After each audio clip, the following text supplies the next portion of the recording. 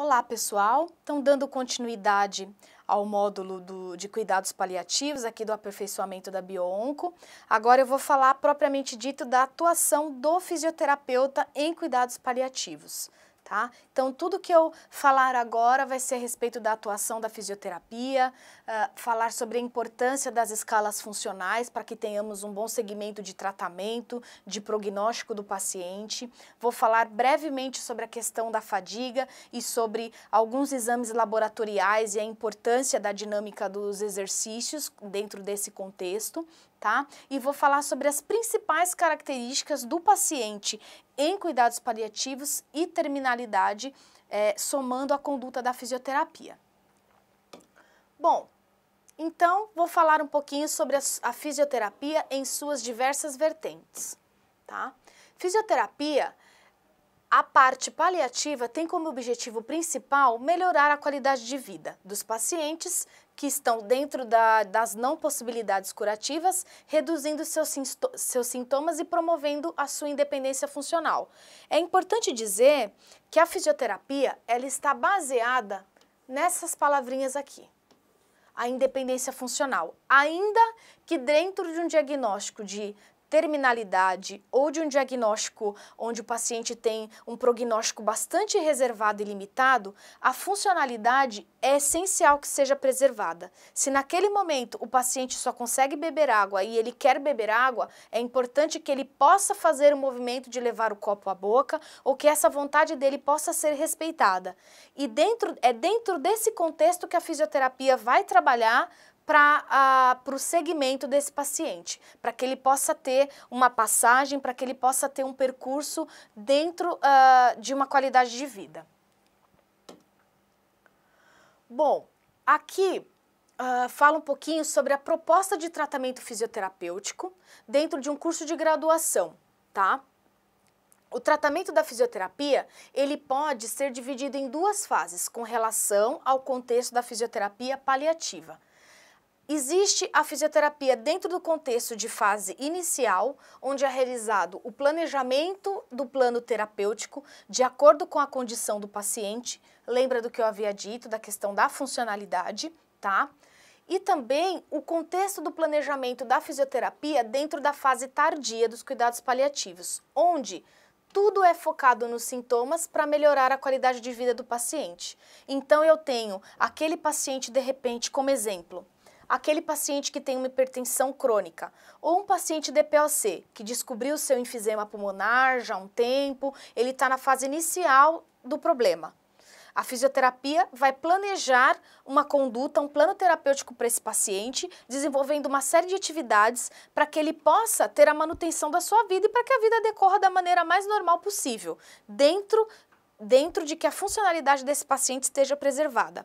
Já dentro do contexto de um paciente com esse DPOC num estágio muito avançado, onde o paciente está com uma limitação referente à dispneia importante, está mais limitado, mais acamado, o cuidado da fisioterapia vai ser focado nos sintomas que aquele paciente apresenta naquele momento para melhorar a sua qualidade de vida.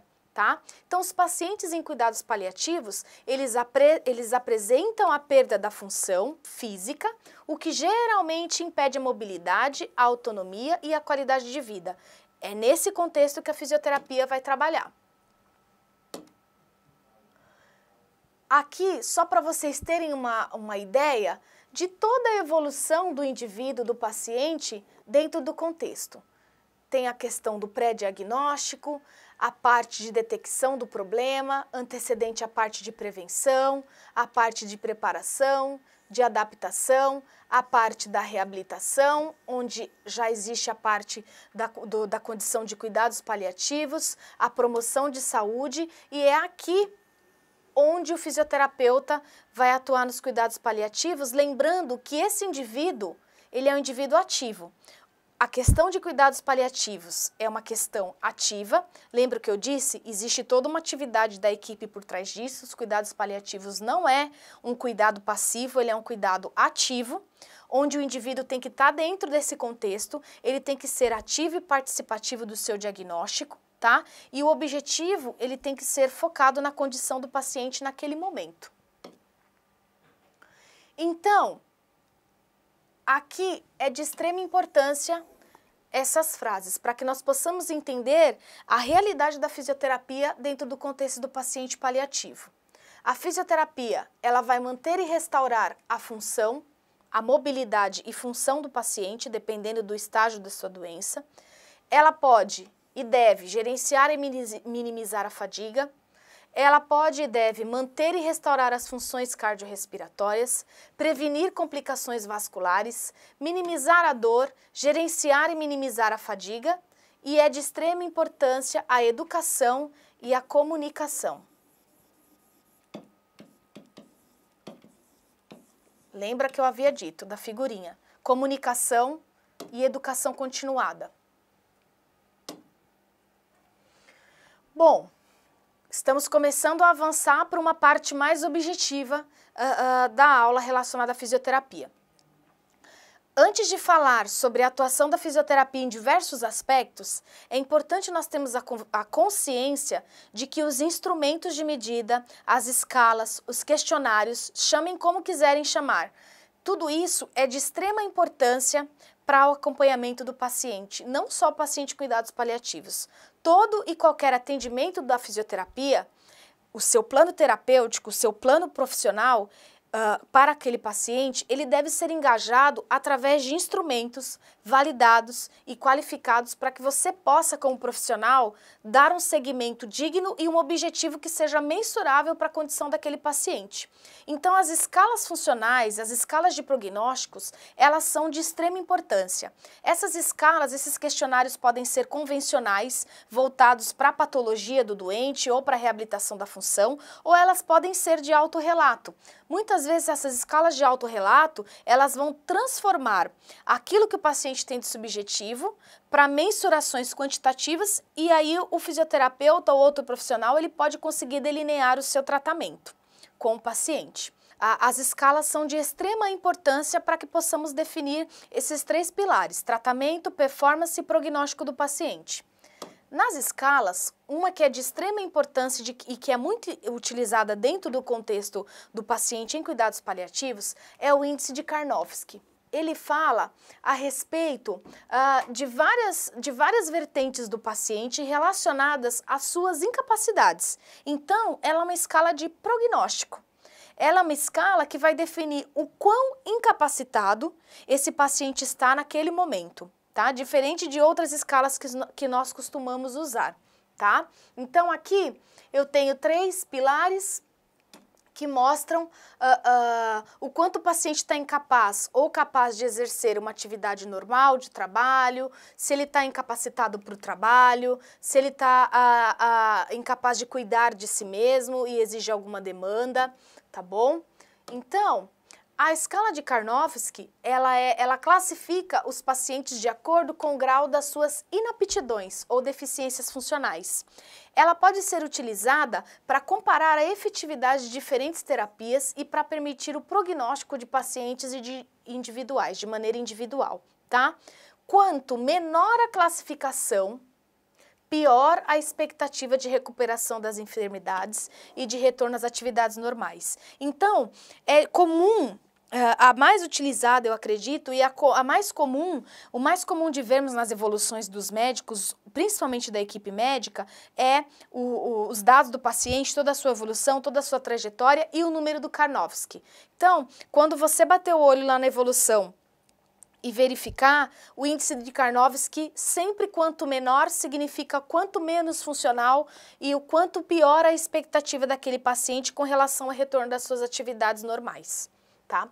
Outra escala que é muito usada é a escala ECOG, que é uma escala um pouco mais voltada para os pacientes oncológicos, tá? Que também vai mostrar qual é a condição daquele paciente, né? 0, esse paciente não tem a restrição. 1 já começa a mudar um pouco mais e assim por diante. Só para vocês terem uma ideia, eu estou citando as que são mais usadas. Entre essas o Karnofsky ainda é mais usado, tá? A escala de Edmonton também é uma escala bastante usada, tanto ela como a de Karnofsky, tá? A escala de Edmonton, ela é uma escala de 0 a 10, e aí eu vou conversar com o paciente, fazer uma entrevista com aquele paciente, e eu vou circular qual a intensidade dos sintomas naquele momento, que o paciente vai poder retratar para mim durante as suas últimas 24 horas. Então, quanto menor, melhor. Quanto maior, pior. Então, eu vou colocar de 0 a 10 com relação à dor, com relação à questão do cansaço, a náusea, a depressão, e dessa forma eu vou poder ter a percepção do paciente. Essa escala aqui, ela já se enquadra a uma escala de autorrelato. Autorrelato. O paciente fala sobre o que ele sente naquele momento, e aí você já vai conseguir, como profissional, ter uma percepção de como ele está se sentindo naquele momento e de qual sintoma que é mais prevalente naquele momento, até para conduzir a sua terapêutica. Aqui, né, as escalas de prognóstico, né, o Karnofsky, como eu havia dito, tá? Aqui com relação à descrição de alguns sintomas clínicos, que eu vou dar as pontuações, e as escalas com relação ao prognóstico e aos seus domínios, e com relação à perspectiva do quanto tempo esse paciente tem com relação à pontuação e ao seu prognóstico. Bom, e aqui falando da fisioterapia propriamente dito, eu elenquei as principais características e as principais complicações que esse paciente, que nós vamos manejar, que nós vamos tratar esse paciente no decorrer da sua linha evolutiva, no decorrer do seu tratamento, quando ele está em cuidados paliativos, tá?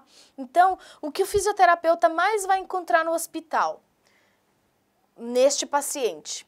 Encurtamento muscular devido à imobilidade parcial ou total no leito, dispneia, tá?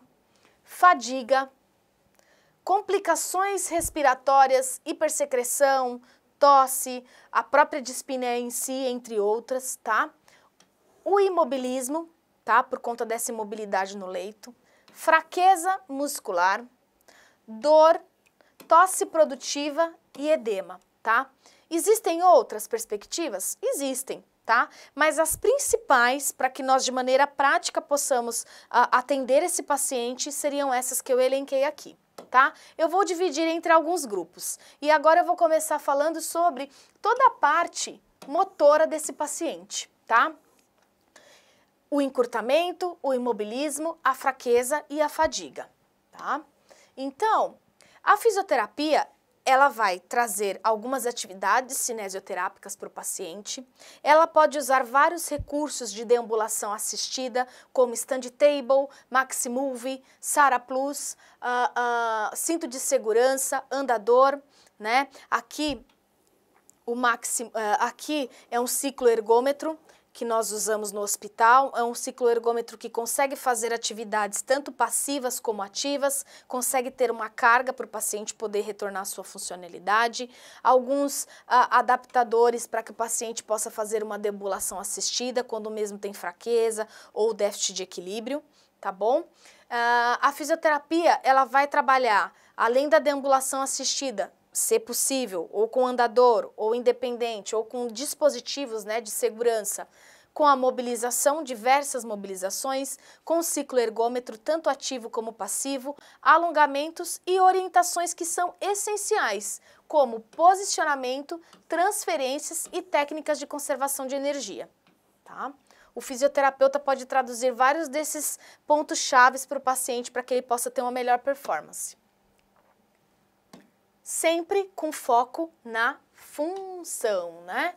O fisioterapeuta, ele vai trabalhar com foco na função do paciente. Bom, aqui um estudo que retratou um N de 200 pacientes, tá? Eles reportaram a questão da perspectiva da reabilitação e do medidor de independência funcional dentro da sua realidade, tá? Foram 200 pacientes que eles tiveram uma avaliação da percepção da reabilitação. Eles foram analisados nos scores da MIF, que é a medida de independência funcional, na admissão e na alta hospitalar. A MIF é um instrumento que retrata a realidade daquele paciente com relação ao trocar de roupa, roupa, com relação ao se vestir, com relação a pentear o cabelo, fazer atividades que sejam funcionais e atividades primordiais para suas atividades de vida diária. Essa escala ela foi aplicada quando o paciente deu entrada no hospital e quando o paciente foi de alta.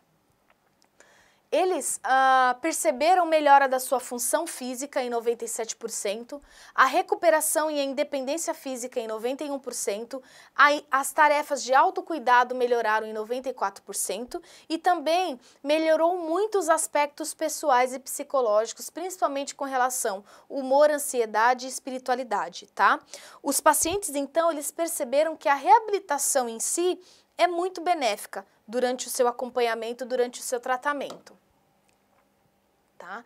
Aqui um artigo que fala sobre a reabilitação para pacientes com câncer avançado. Tá? É importante dizer que os pacientes eles possuem alterações fisiológicas que são importantes, que elas vão ser apresentadas após o exercício.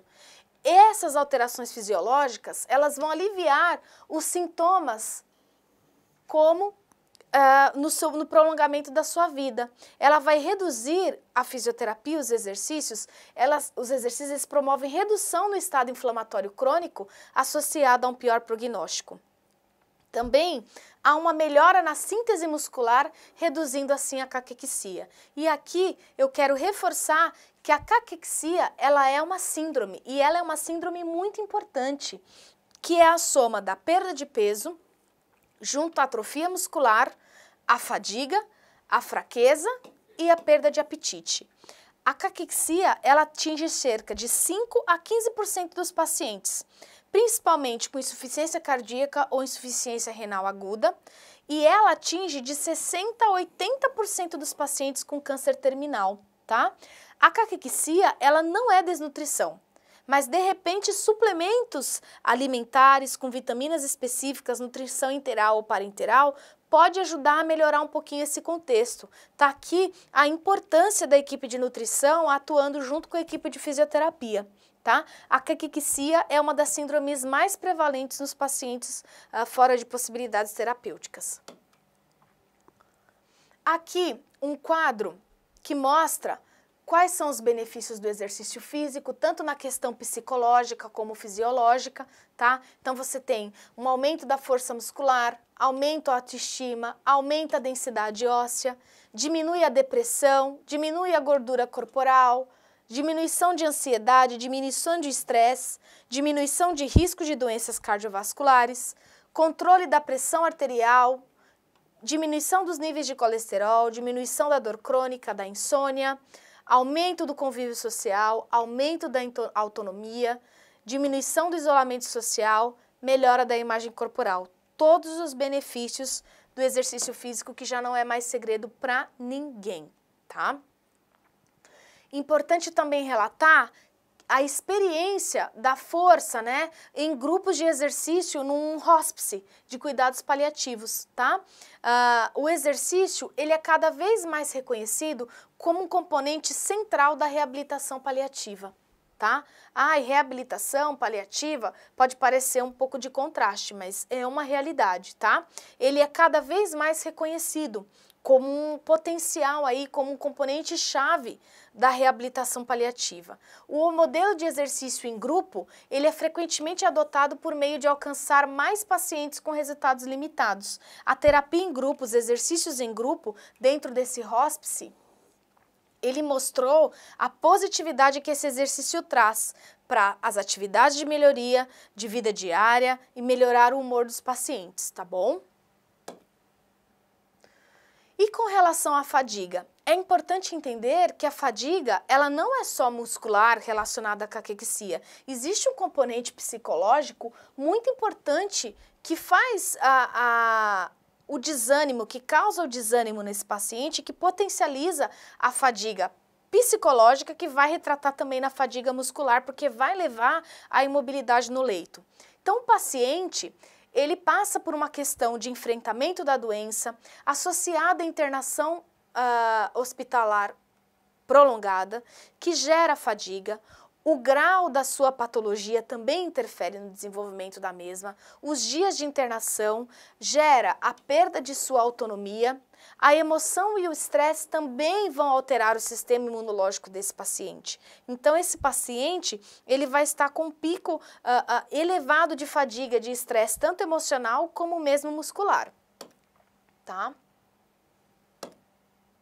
Então, é importante retratar que a fadiga, ela é um sintoma prevalente, ela vai diminuir a capacidade física, diminui a qualidade de vida, diminui o nível de atividade física, diminui as AVDs, tá?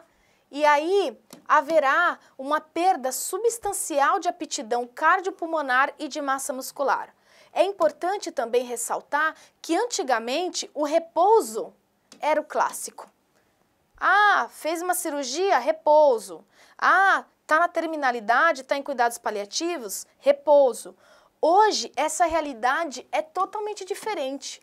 Hoje, quanto mais se mobilizar, a mobilização precoce, ela é abrangente em todas as esferas, dentro de um hospital ou dentro de um domicílio. A atividade física, ela melhora a capacidade física, tá? E ocorre um esforço reduzido para que as AVDs sejam realizadas. Então, é importante esse paciente estar se mexendo, estar realizando atividades em todo o tempo, para que aquela AVD que seja realizada seja menos dispendiosa para ele, tá? Aqui não tem o artigo em si, mas eu peguei esse quadro, eu montei um quadro baseado a um artigo envolvendo pacientes que fazem transplante de medula óssea ou que estão em fila de transplante, tá? Por que eu usei esse paciente, esse aspecto, esse quadro? Porque é importante a gente falar um pouquinho sobre a importância dos exercícios, dos exames laboratoriais e da realização de exercícios, tá? Muitas vezes o paciente em cuidados paliativos, ele é um paciente que pode estar plaquetopênico ou é um paciente que pode estar com a hemoglobina muito baixa e nós podemos adotar alguma série de parâmetros laboratoriais, claro que associada à história clínica, à avaliação clínica do paciente, à inspeção, para ter algumas condutas. Então, no caso da plaquetopenia, quando se tem plaquetas menores que 20 mil, menores ou iguais a 20 mil, é interessante que sejam realizados exercícios passivos, ou exercícios ativos assistidos, ou exercícios que tenham a ver com a sua atividade de vida diária, exercícios que tenham a ver com a sua funcionalidade, tá? Quando as plaquetas normalmente estão de 20 a 30 mil, é interessante que sejam realizados exercícios passivos, ativos assistidos, já podemos realizar ativos livres, a própria deambulação, tá? As atividades de vida diária e exercícios com amplitude máxima, tá? De resistência leve, deambulação e AVDs, tá bom? Quando essas plaquetas já estão acima de 31 mil. Já no caso da hemoglobina, se essa hemoglobina tiver menor que 8, é permitido exercícios leves, isométricos, exercícios que preservem atividades de vida diárias. É importante evitar exercícios aeróbicos ou progressivos. Gente, isso não é uma regra, tá? Não é uma regra, não é uma receita de bolo. Tudo depende da característica e de como seu paciente se encontra naquele momento, tá? Então, assim, aqui é um norte para que possamos ter uma noção, mas precisa ver o contexto do paciente, precisa ver a realidade que ele está inserido para que possam ser feitos exercícios ou não, tá? Com relação à hemoglobina, quando ele está entre 8 a 10, já é permitido realizar exercícios aeróbicos leves ou exercícios, até mesmo exercícios resistidos leves, resistência manual ou meio quilo, tá? E quando a hemoglobina já é maior que 10, já é permitido exercícios resistidos, deambulação, sempre mantendo as AVDs. É importante verificar que as AVDs, atividades de vida diária, elas estão inclusas como parte dos exercícios de estimulando a finalidade em todos os tipos de exame. Então, desde um paciente plaquetopênico ou com a hemoglobina baixa, as AVDs, elas são sempre estimuladas. Estimular a funcionalidade do paciente é de extrema importância. Pode parecer que não, pode parecer que a gente está fazendo muito pouco pelo paciente, mas não, certo? Então, as AVDs, as atividades de vida diária, os exercícios que propõem atividades de vida diária, as funcionalidades, são de extrema importância. Tá?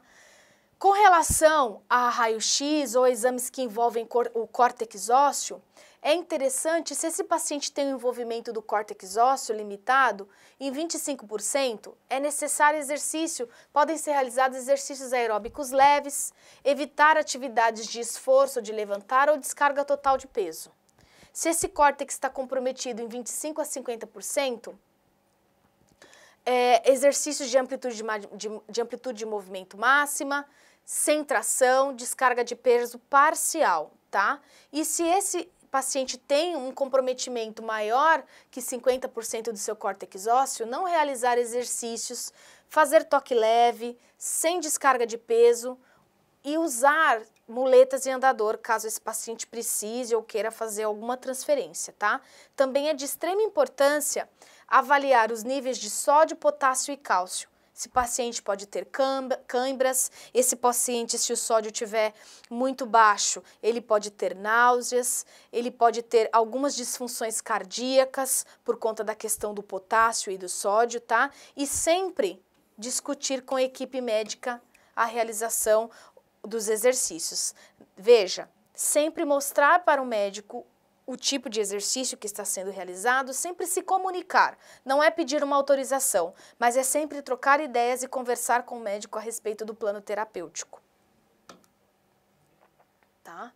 E aqui, um programa de fisioterapia que foi realizado em pacientes com câncer avançado, tá? Pacientes que estavam recebendo cuidado paliativo integral, tá bom? Foi proposto um treinamento aeróbico de bicicleta antes do treinamento de resistência.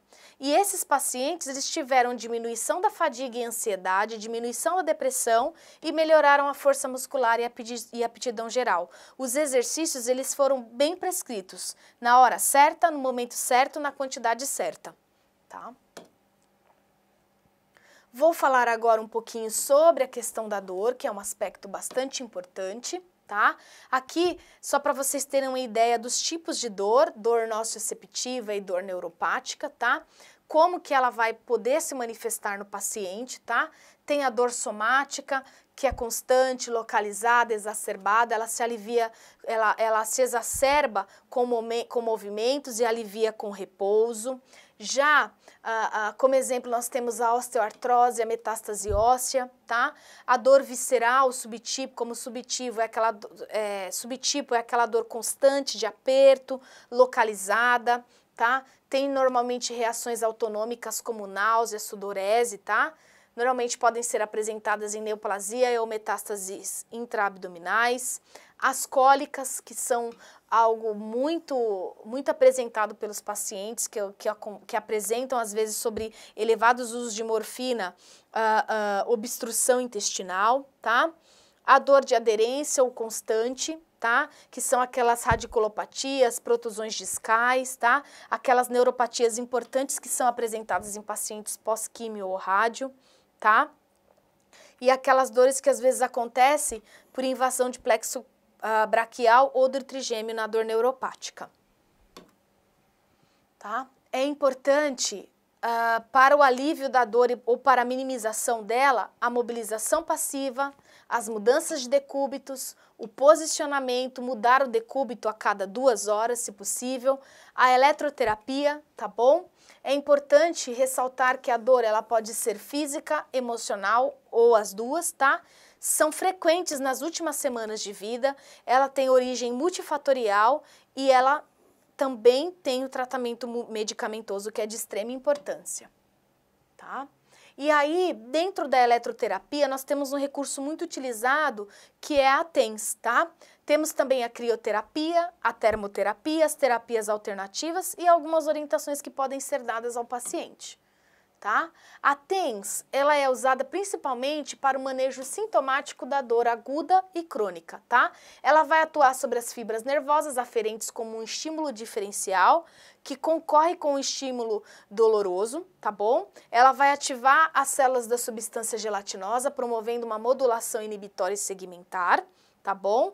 Promove os aumentos da endorfina, promove o efeito analgésico que são liberados no corpo, receptores específicos no sistema nervoso central e periférico, diminuindo a percepção da dor e as respostas nociceptivas. Tá? Vou falar um pouquinho sobre os edemas, tá? O edema também é uma característica muito importante que o paciente apresenta. Ele pode apresentar edema, ele pode apresentar linfedema, ele apresenta retenção líquida. Então é muito importante a fisioterapia atuar nessa parte, tá?